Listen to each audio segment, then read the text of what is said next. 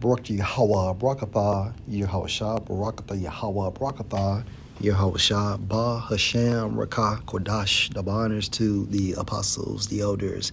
Salutations to you, sincere brothers, teaching in truth and sincerity. Lesson will be entitled Looking Out of the Windows and Seeing Darkness.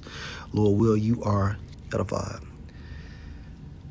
This video was inspired by an article from Fortune, and it's entitled Spurred by the Economy. Young Americans are feeling so lonely and powerless, they plunge the nation's happiness score. Published March 23rd, 2024. The good old days might not happen until you are old, at least if you live in the U.S. Wow. In our monthly temperature check of if the kids or young adults are all right, the answer seems to remain a resounding no, not really. The World Happiness Report, which annually ranks more than 140 countries based on self-reported happiness score, took a generational dive into data for the first time.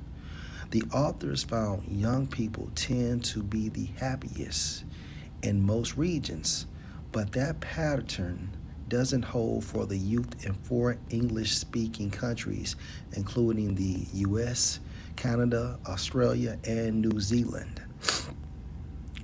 In these regions, happiness rankings for older respondents are much higher than for the young.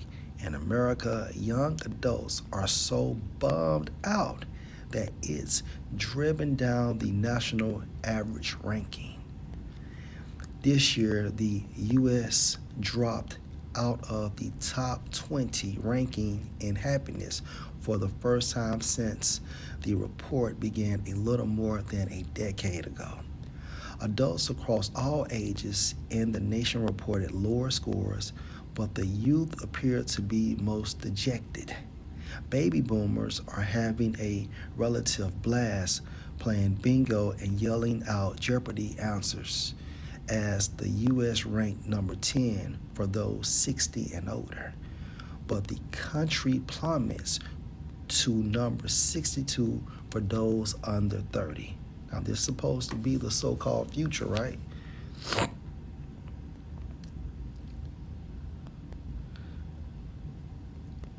I have never seen such an extreme change.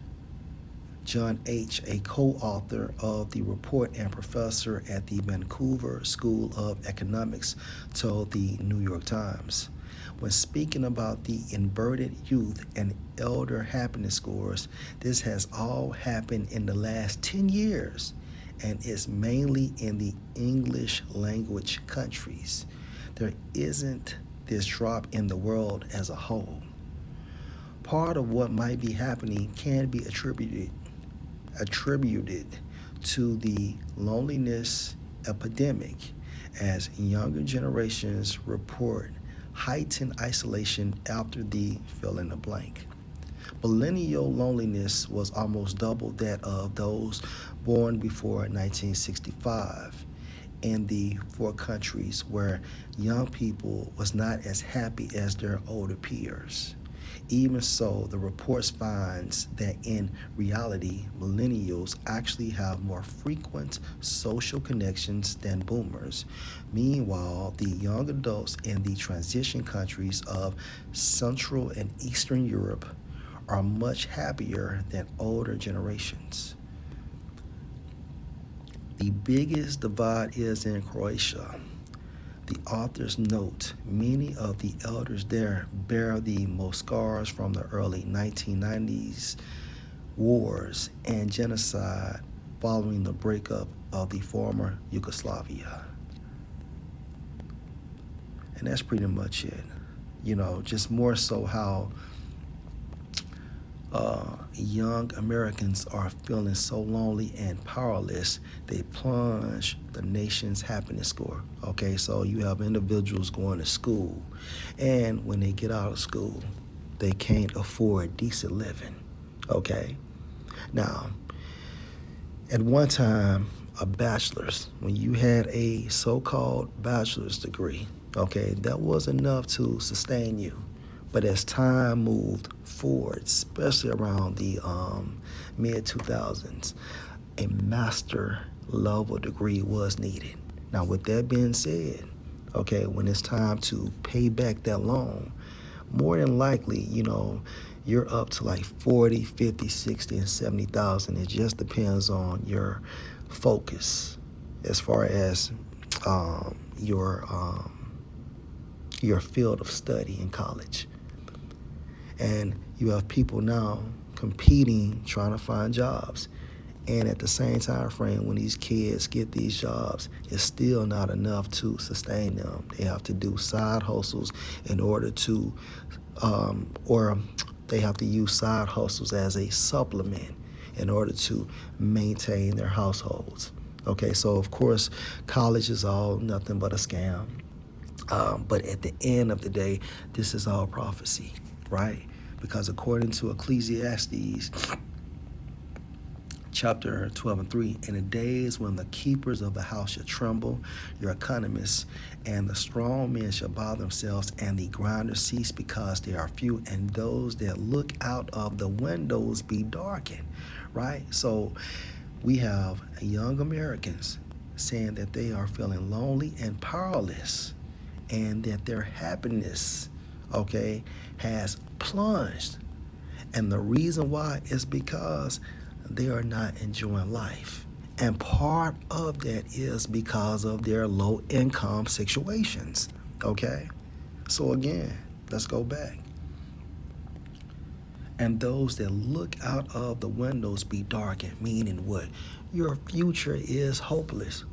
So you have individuals contemplating their next move.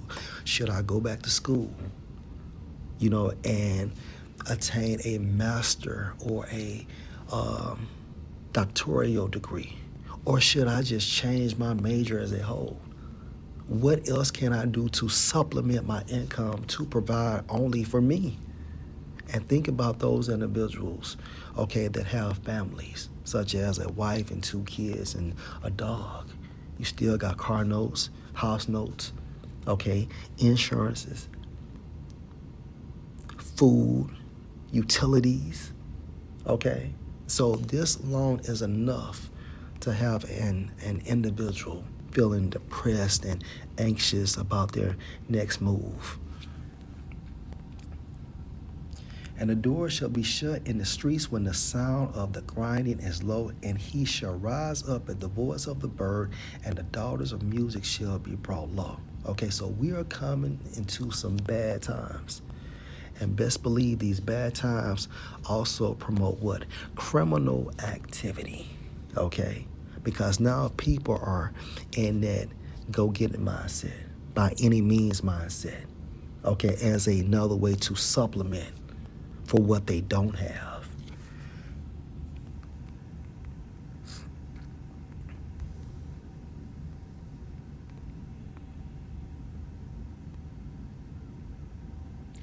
Ecclesiastes 1:17 in the NLT.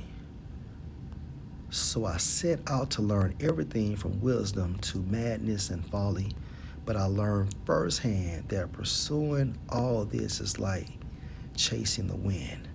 The greater my wisdom, the greater my grief. So we understand via the Spirit, okay, what is approaching. Okay, evil times, meaning bad times are ahead. And guess what? The state of America, the state of the world is only going to get worse. The greater my wisdom, the greater my grief, because we know what's approaching. All right. To increase knowledge only increases sorrow. So the more you learn in this truth, all right, the more sorrow it brings. Okay.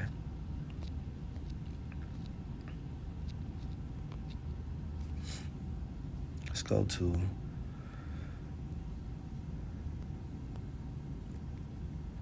Ecclesiastes 3 and 4. A time to weep and a time to laugh, a time to mourn. So we are in a time to weep, okay?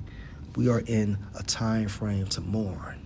And at the same time frame is balance, because we know these harsh and cruel times is bringing our kingdom, which is a continuing city, okay? An everlasting city. Ecclesiastes 3 and 4, a time to weep and a time to laugh. See, we'll do all our laughing in the kingdom, okay? A time to mourn and a time to dance. And best believe we will dance after this time frame of mourning. Mourning has expired.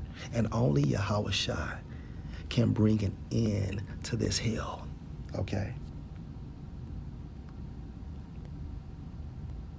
Verse 6, a time to get and a time to lose. Okay, so we are in a time frame to get, meaning what? Much understanding and wisdom and knowledge of Yahweh, Bahashem, Yahweh Shai, and a time to lose from a carnality standpoint, whatever it might be. All right? Because to lose in this world is all about to gain or attain in the kingdom to come. A time to keep and a time to cast away. All right. So yes, evil times are approaching, or let me say it like this, evil times has been activated. Via the Spirit, we understand what we need. Ephesians, the 6th chapter, okay, in order to make it through. Lord will, we are the hopeful elect, okay, and it's only going to get worse. Lord will, you are edified. Shalom.